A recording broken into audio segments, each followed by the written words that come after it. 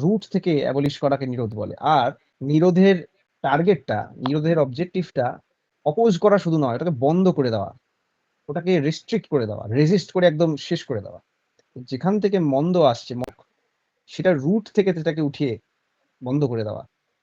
আর বিরোধে obstacle হতে পারে, fight হতে পারে, তাতে লাভের লাভ নাও হতে পারে। ঠাকুর বলেছেন যে মন্দ যেটা আছে ওটা নিরোধ করতে, যদি সম্ভব হয়, যদি তুমি পারো। তারপরে বলছেন প্রতিক্রিয়ায় মন্দই আসে, নিরাকরণে জয়।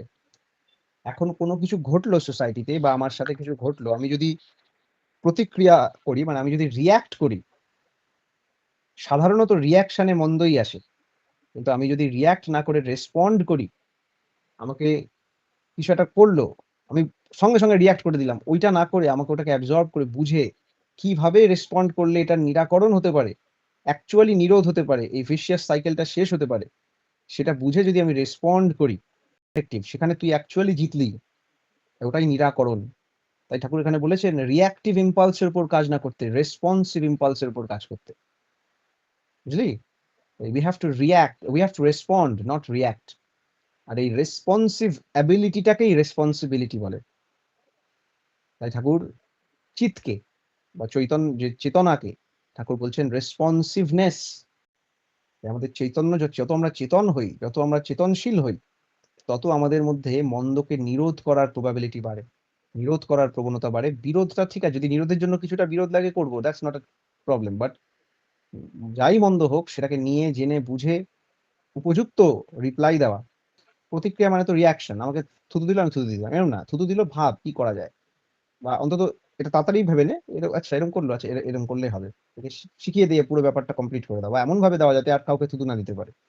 এই ব্যাপারটা, প্রতিক্রিয়ায় মন্দই আসবে, আমি সঙ্গে সঙ্গে রিয়াক্ট করে দিলে মন্দই আসবে। নিরাকরণ করলে জয় হবে, তোর অ্যাকচুয়াল তোর ভিক্টরি হবে। এটাকেই আমরা বলি যাজন জৈত্র, জিতি।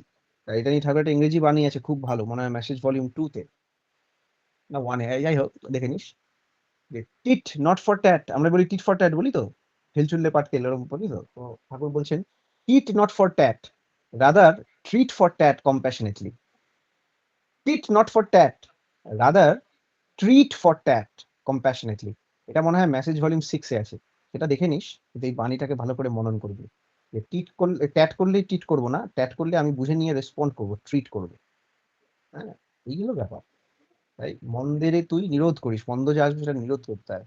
যদি সম্ভব হয়, যদি তোমার সম্ভাবনা থাকে, যদি তোমার সম্ভাবনার বিয়ন্ডে কিছু হয়, তাহলে তুমি ওরকম ভাবে করতে পারো না, তোমাকে লঙ্গার প্ল্যান করতে হবে।